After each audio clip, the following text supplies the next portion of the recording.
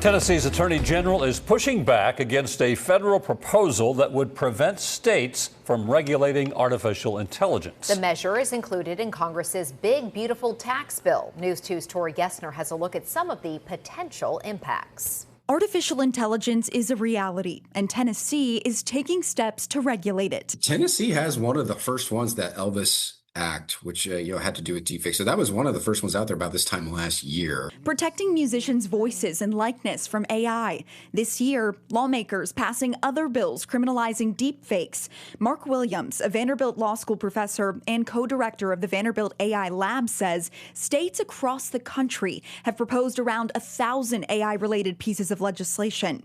But a bill at the federal level could prevent states from regulating AI altogether, giving Congress full control.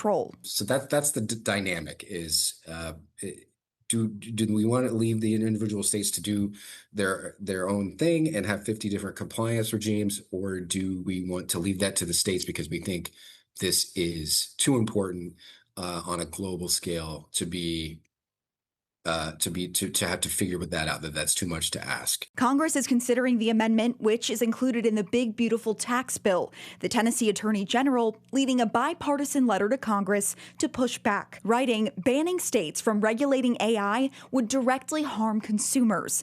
But the feds are focused on more than just deep fakes. We're no longer talking about just ChatGPT.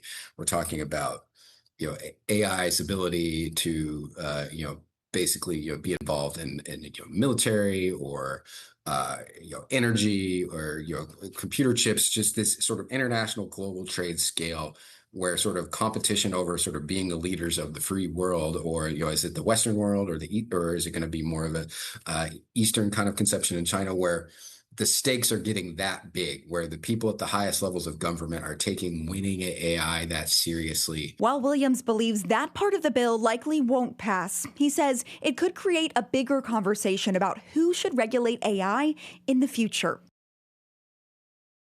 Now, half of all U.S. states have passed legislation regulating AI deepfakes in political campaigns. That's according to a tracker from the watchdog organization Public Citizen.